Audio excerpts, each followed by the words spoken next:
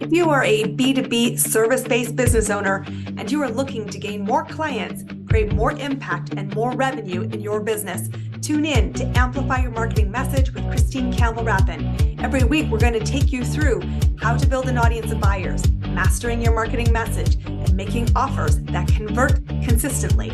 We'll see you all on the inside.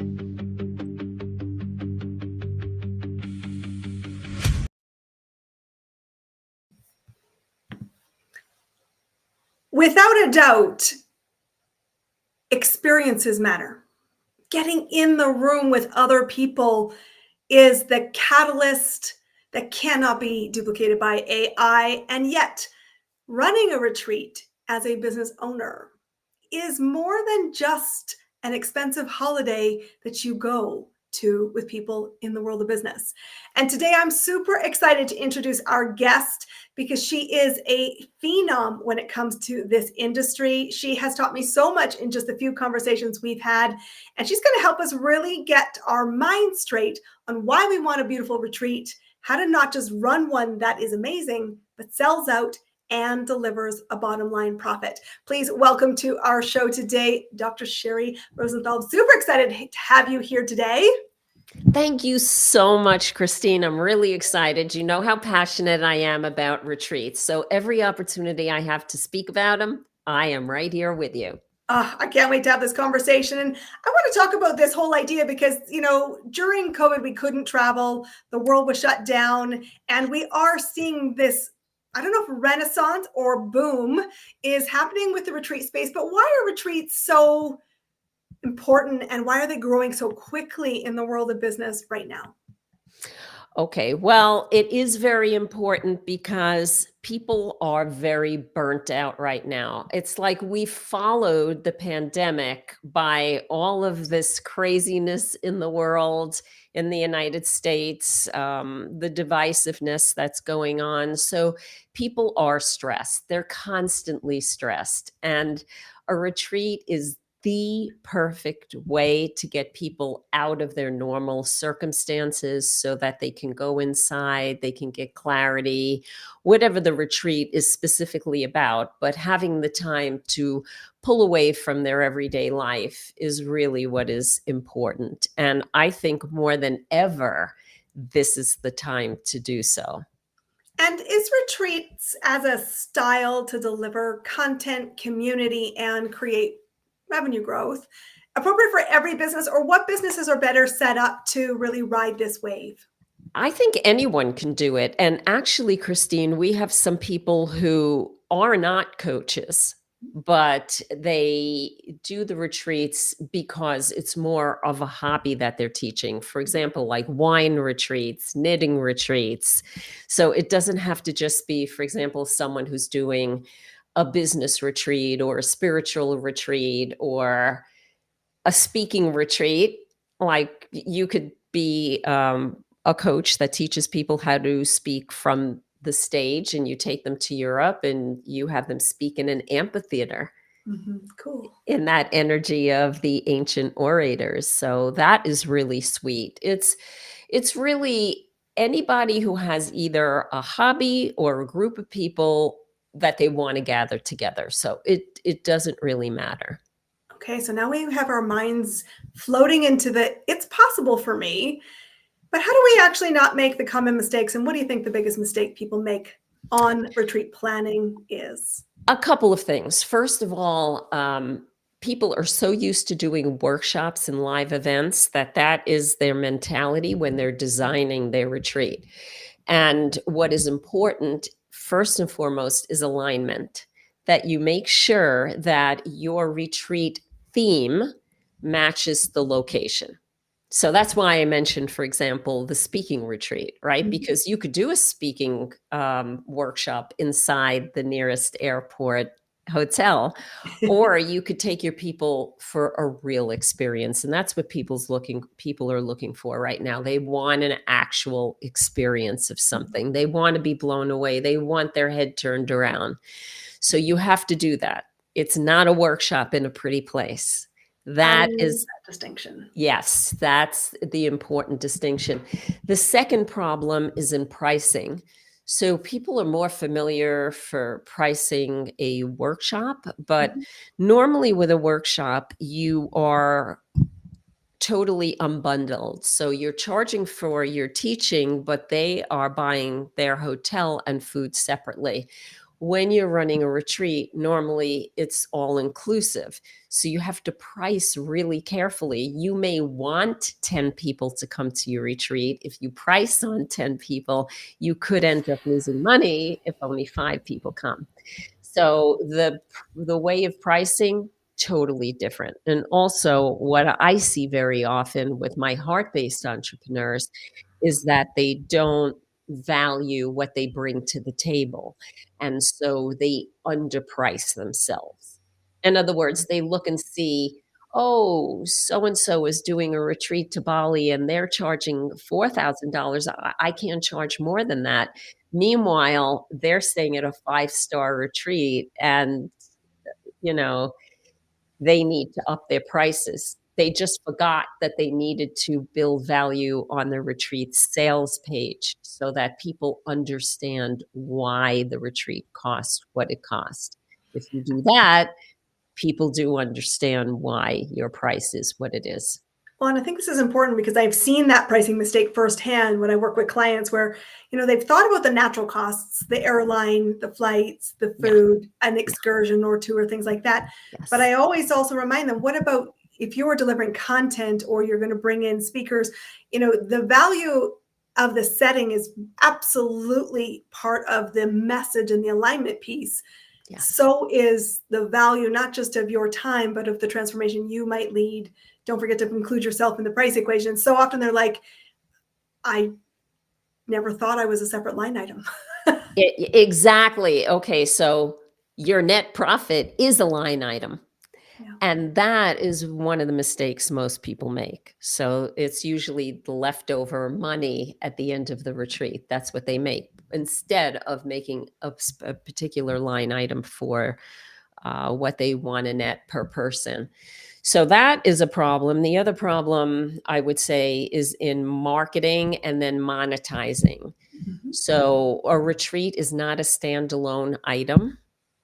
In other words, there should be some sort of follow up because otherwise to me it's abandonment. You just did this amazing retreat. Your people had all of this transformation. Then you're letting them go home to what? They're To falling their back. normal lives and the routine and the stress and the overwhelm they were just trying to escape from. Yes, exactly, with no support.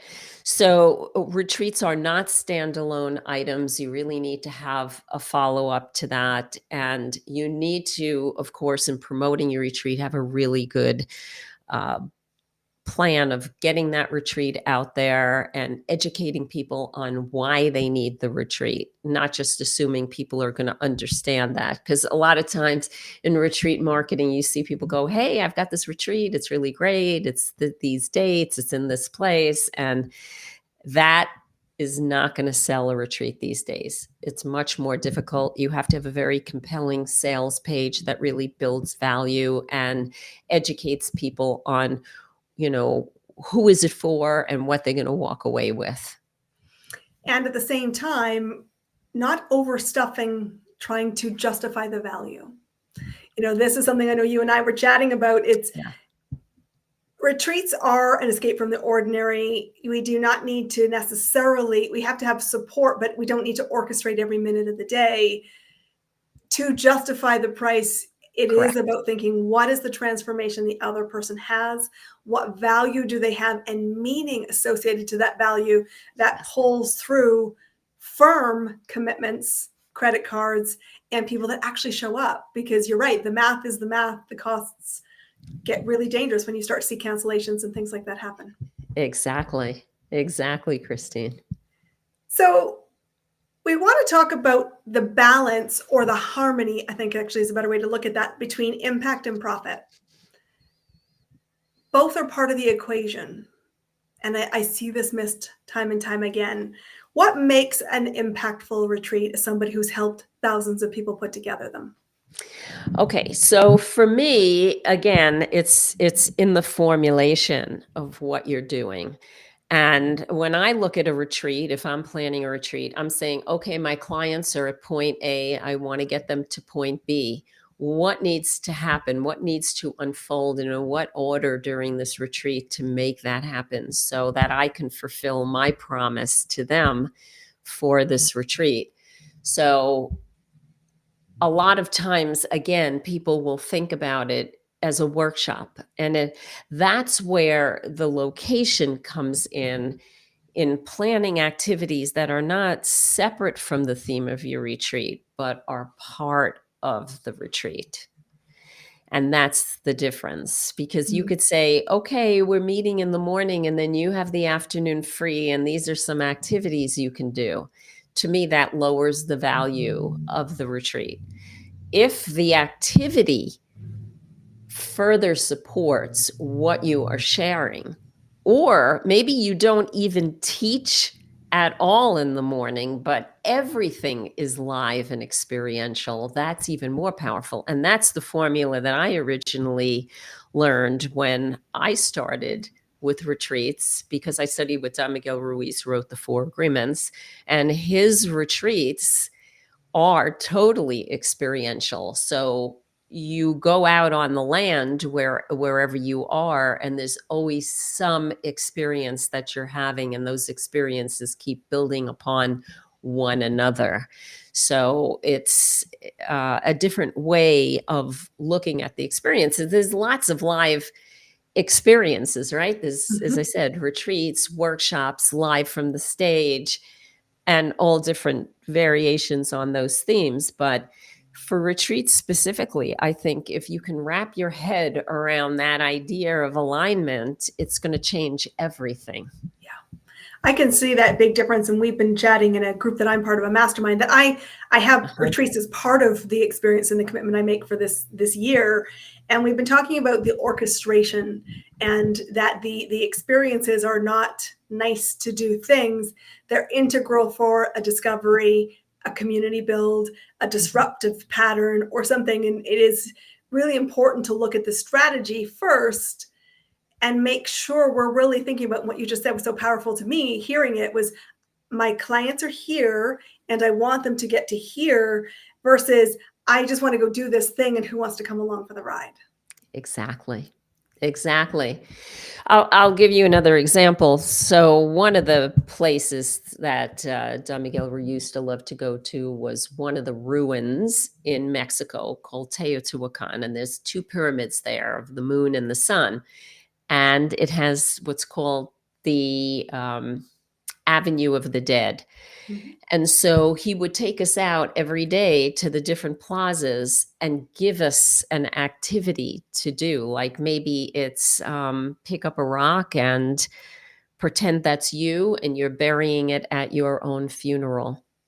Go through the process of that burial and imagine what all of the people at that funeral would be saying about you right now.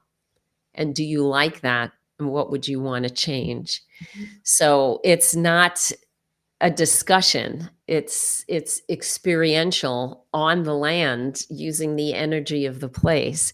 So that may sound a little far out there and not work for every kind of retreat. But again, like I give you an example with the speaker, or even let's pick the knitting retreat. Let's say instead of doing it on a cruise or on a beach, you went and did it in New Zealand during sheep shearing time, where they're actually turning that wool into skeins and hand dyeing it. And how can you be part of that process so you really appreciate this like 7,000-year-old process of knitting?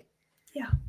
I think the distinction is so clear. Like, the learning is not necessarily transference me to you. We may generate, we may orchestrate, we may facilitate as the event Yes. host, but what really is important, that you give the breathing space for the reflection. And that's where it's so important not to overstuff the day. And it may feel the first time you run a retreat that's like, is it enough? I mean, all of us have that. I don't know a single business owner who launches something and doesn't go, is it enough?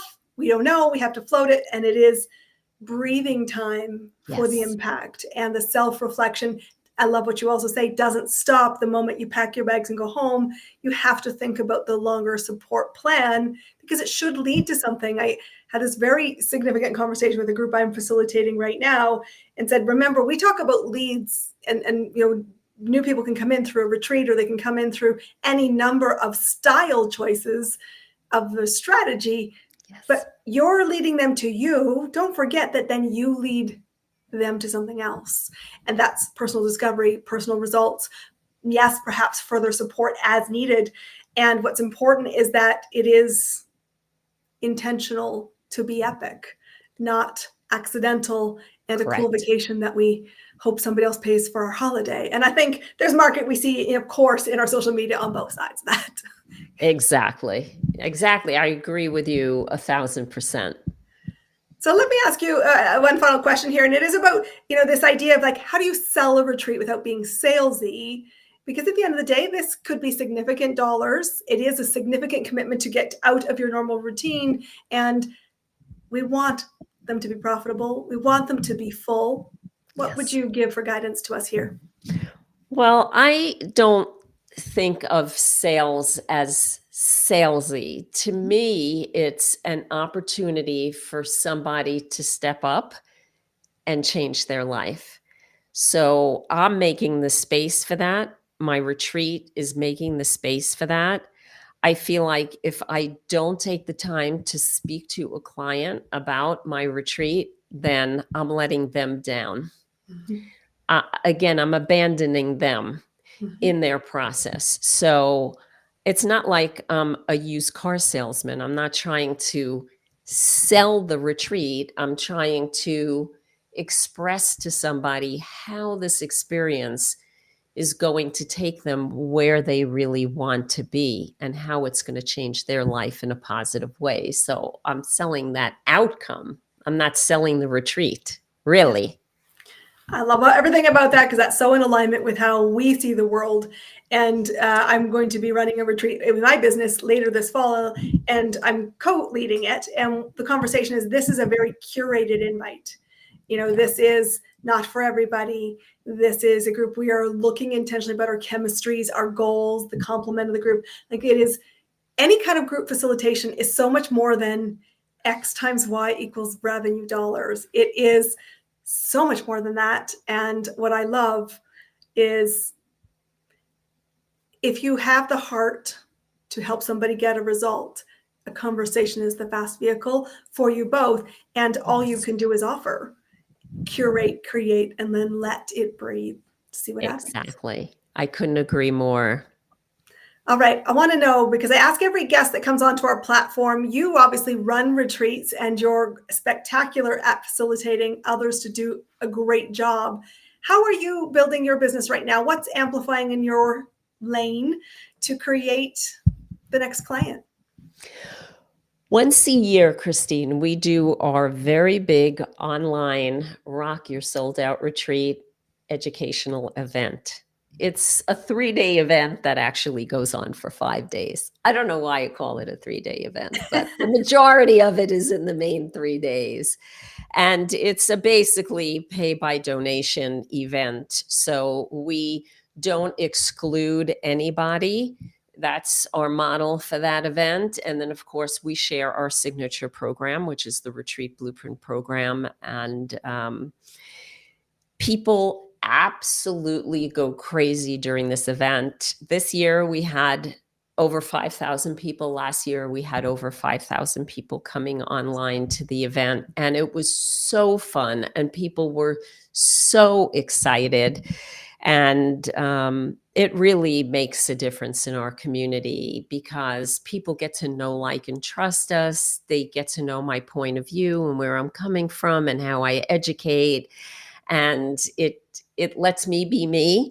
And I can have fun with the people who are attending and make new friends. So that by far gets us a whole bunch of new clients that we can nurture throughout the year, whether they purchase the program at that moment or purchase it a year or two from now, or they don't do that, but they come on one of our retreats or do something within our company. So this is what works for us, and the reviews that we get for this event are off the charts. So far that is working fabulous for us, and I'm going to keep doing it until it doesn't.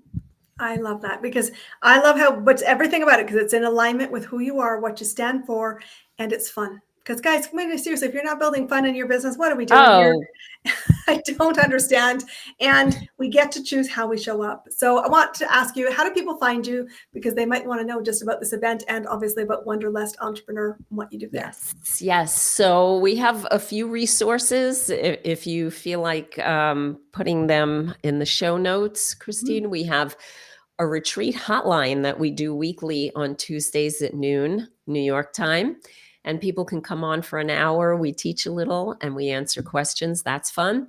We have a masterclass that they can sign up for if they like. And our website, wanderlustentrepreneur.com, has so much information on it and so many resources that people have. But I think those three things are the top goodies that people will be able to learn more about us, learn more about doing retreats properly so they can make the money they deserve. And yeah, that's what I would do.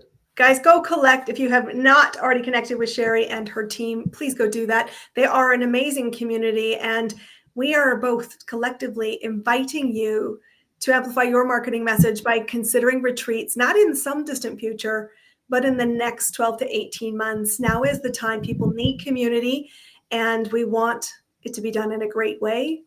And we're here both collectively to support you doing it. Thank you for being our guest today. It's been an absolute pleasure to have you. This is Sheri Rosenthal. I want you to go find her, go connect to her, and go have an awesome retreat and tell us where it is and let us know where we're going next. Thank you so much, Christine. You are so welcome. We'll see you guys all on our next episode.